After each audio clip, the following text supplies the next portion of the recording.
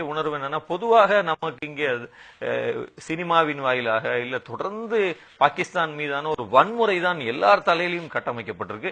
நம்ம தலைக்குள்ளேயும் நம்மள அறியாமல் அது போய் தொடர்ந்து தினசரி நாளிதழ்கள் படிச்சு உட்கார்ந்துருக்கு. அப்ப லாகூருக்குள்ள போகும்போது அப்படி இல்ல. இப்ப எல்லாரையும் மாதிரி ஒரு சாமானியனா நான் இந்த பயணத்துக்கு போகணும்னு பல பேர்ட்ட சொன்னப்ப எல்லாரும் பாகிஸ்தான் போறீங்களா, ஏன் திரும்புறதா யோசனை இல்லையா, நம்ம தான் கேட்டாங்க நண்பர்கள்.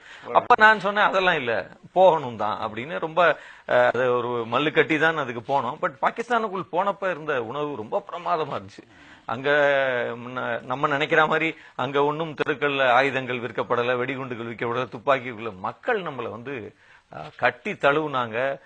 இயல்பாகவே ஒரு கடை வீதியில நடந்து போனீங்கன்னா அவங்க நம்ம இந்தியரும் தெரிஞ்சா அவங்க என்ன பொருளை வேணுமோ எடுத்துக்கங்க அப்படின்னு. ஒரு கடையில நான் நிறைய துணி வாங்கி வச்சுட்டு எவ்வளவு பணம்னு கேட்டேன். நீங்க யாரு என்ன இந்தியா இந்துஸ்தான் அப்படியே எடுத்து கொடுத்து நான் உனைய கட்டி தழுவிக்கலாமா ஒரு தடவைன்னு கேட்டார். இந்த உணர்வு வந்து அங்க இருக்க ஜவுளி கடைக்காரர்ல இருந்து ஒரு கரும்பு விற்கிறவர்ல இருந்து கொய்யாப்பழம் விற்கிற அந்த தெரு முழுக்க இந்தியர்கள் ஒரு குழு வந்திருக்கணும்னே அந்த சந்தையே கலகலத்து காணப்பட்டது. இந்த உணர்வு தான்.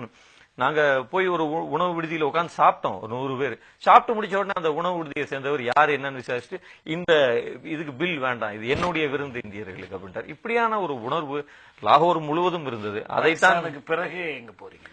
பாகிஸ்தான் லாகூரோட எங்களுக்கு அனுமதி மறுக்கப்பட்டதால் லாகூரிலிருந்து மீண்டும் நாங்கள் வாகா வழியாக அம்ரித்சர் வந்து டெல்லி வந்து அந்த 2-3 நாட்கள் தடைப்பட்டது இரு அரசுகளினுடைய முன்ன பின்ன ஆனதுல. பின்பு நாங்க அங்கிருந்து நேரா கிளம்பி தெஹரான், ஈரானுடைய தலைநகரம் தெஹரானுக்கு போய் இறங்கி அங்க ஒரு 2 மணி நேரம் தான். உடனடியாக அங்கிருந்து மறுவிமானத்தில் இந்த எல்லை ஊர் இருக்கு இல்லைங்களா, பாகிஸ்தான் ஈரான் எல்லை, ஏன்னா அந்த ஊர்ல இருந்து எங்களுடைய திட்டமிட்ட பயணம் இருக்கு. அப்ப அந்த ஜாஹேதான் அப்படின்ற ஈரானுடைய எல்லைப்புற ஊரில் வந்து நாங்கள் உடனடியாக சில மணி நேரங்களில் 7-8 மணி நேரத்தில் அந்த எல்லை ஊருக்கு வந்தோம். அந்த ஊரில் இறங்கி விமான நிலையத்தில் இருந்து வெளியே வரும் பொழுது அது ஒரு முக்கியமான ஊர். ஜாஹேதான் என்பது ஆப்கானிஸ்தான், பாகிஸ்தான், ஈரானுடைய எல்லை பகுதியில் அமைந்திருக்கக்கூடிய ஒரு ஊர், மிகப்பெரிய ஊர். அது ஒரு சிந்து பலூச்சிஸ்தான் மாகாணத்தினுடைய தலைநகரம். பொதுவாக ஈரானில் கொஞ்சம் பதட்டம் மிக்க இடம். ஆனால் அங்க இருக்கக்கூடிய ஷியா சுன்னி முஸ்லிம்கள் இருவரும் ஒன்றிணைந்து எங்களை வரவேற்க வந்தாங்க. அந்த ஊரோட மேயர் வந்து எங்களை வரவேற்றார் விமான நிலையத்தில். அங்க இருக்கக்கூடிய தியாகிகளுடைய குழந்தைகள் எல்லாம் தான் பூங்கொத்து கொடுத்து எங்களை வரவேற்றார்கள். ரொம்ப ஆச்சரியம். அந்த விமான நிலையத்தில் வெளியே வந்த பொழுது நான் கண்ட காட்சி என்னன்னா, ஒரு 10-15 பேர் மக்கள் வந்து விமான நிலையத்துக்கு வெளியே காத்திருந்தாங்க. உங்களை பத்தி செய்திகள் வந்துகிட்டு இருக்கு, இந்த பயணம் பாலத்தீனத்துக்கு காசாமுனைக்கு போற பயணம்ங்கிறது வந்துகிட்டு இருக்கு. அப்ப அங்க வந்து 10,000 கணக்கில் மக்கள் அங்க காத்திருந்து அவங்களுக்கு எங்களை அந்த கூட்டத்தை பார்த்து ஏறக்குறைய எங்கள் குழுவில் இருந்து எல்லோரும் நெகிழ்ந்து போனாங்க. அப்புறம் எல்லோரோடையும் நின்று நாங்கள் பேசி அங்க ஒரு பொதுக்கூட்டத்தை நடத்திவிட்டு ஓய்வு எடுக்க சென்றோம். அன்று மாலை அரசு உங்களுக்கு ஆதரவா இருந்துச்சு. ஆமா ஆமா, ஈரான் அரசு, ஈரான்ல இருக்கக்கூடிய மாணவர் அமைப்புகள், பல்கலைக்கழகங்கள் இருக்கக்கூடிய மாணவர் அமைப்புகள் எங்களை ஈரான் முழுக்க வழிநடத்தும் பொறுப்பை எடுத்திருந்தாங்க. எங்கேயும் மாணவர்கள் தான். அங்க வந்து மாணவர்களுக்கு இருக்கக்கூடிய முக்கியத்துவம் வந்து ரொம்ப ரொம்ப வித்தியாசமா இருக்கு. அவங்க தான் எல்லா விஷயங்களையுமே கையாளுறாங்க. மூத்தவங்க யாரும் பக்கத்திலே வரல. அவங்க அவ்வளவு திறம்பட மாணவர்களின் கையில் அங்க வந்து அரசியலும் பொறுப்பும் கொடுக்கப்பட்டுள்ளது ரொம்ப சந்தோஷமான விஷயமாக இருந்தது. அங்கிருந்து நாங்கள் ஒவ்வொரு ஊரு அங்கிருந்து நாங்க ஏறக்குறைய நாங்க ஈரானில் கடந்த தொலைவை வந்து சொல்லணும்னா எப்படின்னா, நீங்க வரைபடத்துல காஷ்மீர்ல இருந்து கன்னியாகுமரி தொலைவு போல ஈரானுடைய தென்கோடியில் நுழைஞ்சு வடகோடியில் நாங்கள் வெளியே வந்தோம். ஏறக்குறைய 1000-1200 கிலோமீட்டர் கொண்ட பாதை.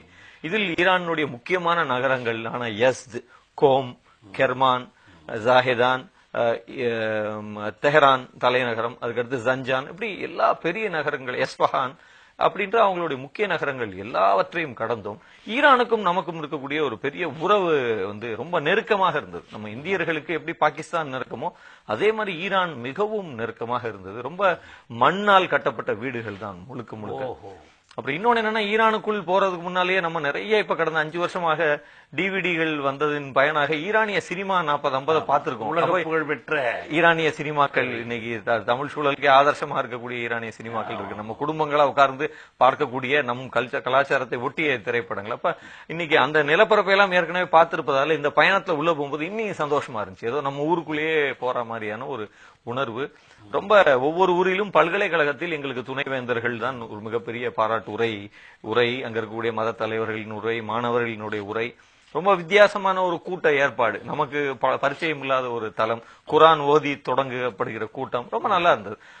மாணவர்கள் ஆயிரக்கணக்கில் வந்து ஒவ்வொரு ஊர்லயும் வரவேற்பது.